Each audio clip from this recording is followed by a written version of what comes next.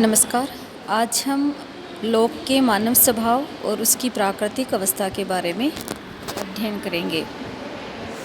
Hobbes की भांति लोग ने भी मानव स्वभाव की व्याख्या की है, लेकिन जिस प्रकार होब्स ने मानव स्वभाव के नकारात्मक पक्ष का चित्रण किया है, उसके विपरीत लोक है उसके मानवीय गुणों पर बल देता है। लोक के अनुसार मनुष्य की प्रमुख विशेषता उसकी बुद्धि और उसका विचारवान होना है। वह अपनी विवेक बुद्धि से एक नैतिक अवस्था की सत्ता स्वीकार करता है और इसके अनुसार कार्य करना अपना कर्तव्य समझता है। उसके अनुसार मनुष्य स्वभाव से ही ऐसा सामाजिक प्राणी है जो पारस्परिक सहयोग, प्रेम, दया और सद्भावना के आधार पर दूसरों के साथ संबंध रखते हुए अपना जीवन व्यतीत करना चाहता है। हमने ये देखा कि जहाँ होब्स हैं मनुष्य के नकारात्मक पक्ष का विवरण करते हैं, वहीं लोक हैं ये मानव स्वभाव के सकारात्मक पक्ष का विवरण करते हैं। लोक ने मनुष्य को बुद्धिमान और विवेकशील बताया है, वहीं होब्स है वह मनुष्य को झगड़ालू बताता है। अब हम आगे बात करते हैं लोक की प्राकृतिक अवस्था की। जैसा कि होब्स ने मनुष्य को घोर स्वार्थी बताया तथा प्राकृतिक अवस्था को एक संघर्ष की अवस्था बताया था, परंतु लोक ने मनुष्य को स्वभाव से ही बुद्धिमान, विवेकी, परोपकारी, दयालु, सहयोगी और समाजप्रिय माना है। इस प्रकार लोक ने प्राकृतिक अवस्था की जो कल्पना की है वह युद्ध की अवस्था न होकर के पारस्परिक सहयोग की अवस्था है। लोक ने प्राकृतिक अवस्था की कई विशेषताएं बताई हैं। प्राकृतिक अवस्था में सभी मनुष्य हैं वो समान हैं, क्योंकि सभी सृष्टि के एक स्तर पर अपना सब एक ही सर्वशक्तिमान और अंततः बुद्धि संपन्न सृष्टा की कृतियाँ हैं।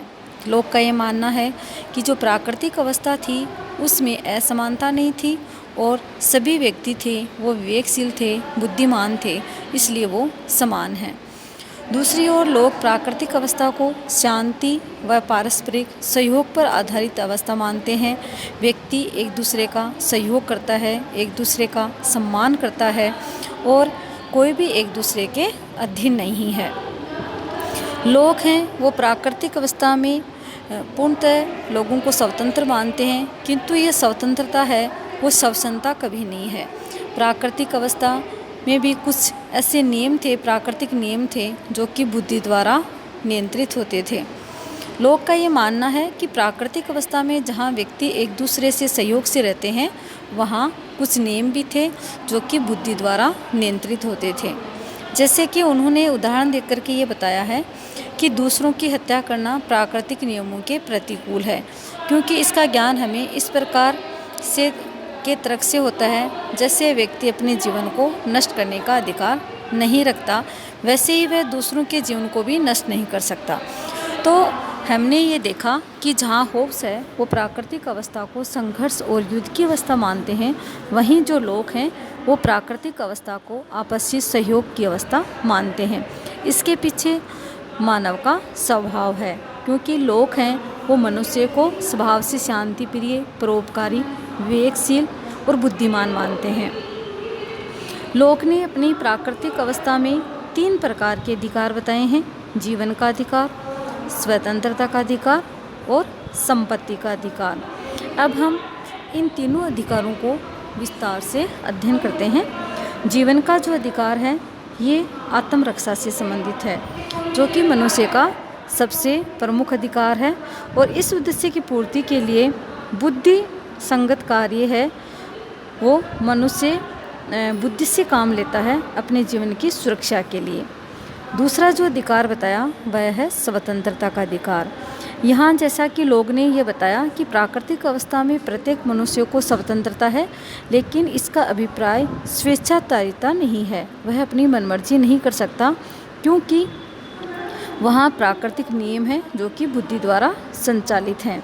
जैसा कि अगर हम लोक के शब्दों में कहें तो लोक के शब्दों में अपनी इच्छा के अनुसार कार्य करना तथा किसी की इच्छा के अनुसार कार्य करने को बाध्य न होना प्राकृतिक अवस्था की स्वतंत्रता है, जबकि प्राकृतिक नियमों के द्वारा स्थापित नैतिक अवस्था के अनुसार कार्य करना ही स्वतंत्रता है। अतः प्रत्येक व्यक्ति को नैतिक सीमाओं में रहते हुए अपनी स्वतंत्रता के उपभोग करने का प्राकृतिक अधिकार भी होना चाहिए। इसके अलावा अंतिम जो अधिकार बताया लोक ने, वह है संपत्ति का अधिकार। लोक ने संपत्ति के अधिकार को अति महत्वपूर्ण अधिकार माना और इसमें जीवन और स्वतंत्रता के अधिकार को भी सम्मिलित किया है। हम ये देखते हैं कि जहाँ लोक जीवन व स्वतंत्रता का जो अधिकार बताता है, उस दोनों अधिकारों को संपत्ति के अधिकार में लोक ने सम्मिलित किया है। लोक के अनुसार जिस चीज़ को मनुष्य ने अपने शारीरिक श्रम द्वारा प्राप्त किया है, उस पर उसका अपना प्राकृतिक अधिकार है। और लोक ने ये भी बताया कि ईश्वर ने भूमि और जो जितनी भी वस्तुएं हैं वो व्यक्तियों को सामूहिक रूप से प्रदान की हैं। अतः व्यक्ति का शरीर ही उसके पास एक ऐसी संपत्ति है जिस पर उसका एकमात्र अधिकार होता है। जब व्यक्ति अपने शारीरिक श्रम को ईश्वर प्रदत्त सामूहिक वस्तुओं के साथ मिश्रित कर देता है तो वह अपनी उसको व्यक्तिगत संपत्ति बना लेता है। यहाँ लोग व्यक्ति के शारीरिक श्रम की बात कहते हैं। लोग का ये कहना है कि वैसे तो प्राकृतिक अवस्था में जो संपत्ति है वो ईश्वर द्वारा बनाई हुई संपत्ति है, चाहे भूमि हो या प्राकृतिक वस्तुएं हो। लेकिन अगर कोई व्यक्ति अपने शारीरिक श्रम के द्वारा उस संपत्ति को अपना लेता है तो वह व्यक्ति की अपनी निजी संपत्ति बन जाती है। तो हमने देखा कि लोक ने प्राकृतिक अवस्था में सभी व्यक्तियों को समान बताया है और प्राकृतिक अवस्था में 3 अधिकार भी बताए हैं, जीवन के, स्वतंत्रता का और संपत्ति का अधिकार। लेकिन इसके पश्चात भी प्राकृतिक अवस्था में कुछ असुविधाएं थी जिसके कारण सामाजिक समझौते की बात लोक कहता है। लोक ये कहता है कि प्राकृतिक अवस्था में प्राकृतिक नियम थे जो कि विवेक से संचालित थे और जो प्राकृतिक नियम थे जिनको परिभाषित करते हुए लोग कहते हैं, तुम दूसरों के प्रति वही बर्ताव करो जिसकी तुम दूसरों से अपने प्रति आशा करते हो। लोक की जो प्राकृतिक अवस्था है वो एक तरह से स्वर्णीय अवस्था थी, लेकिन उसके पश्चात भी उसमें कुछ ऐसी कमियां आ गई थी जिसके कारण लोग हैं वो सामाजिक समझौते की बात करते हैं। और जो कमियां थी वो इस प्रकार थी। पहली जो कमी थी वह थी प्राकृतिक अवस्था की एक जो कठिनाई थी वह ये थी कि उसमें कोई निश्चित प्रकट और सर्वसम्मत विधि नहीं थी, अर्थात कानून नहीं था जिसके द्वारा उचित तथा मतभेदों का निर्णय हो सके। कहने का अभिप्राय ये हुआ कि जो प्राकृतिक अवस्था थी बहुत ही अच्छी अवस्था थी, लेकिन सबसे बड़ी जो कमी थी वह थी वहाँ कानून का नहीं होना, जिससे कि उचित और अनुचित उसका निर्णय किया जा सके।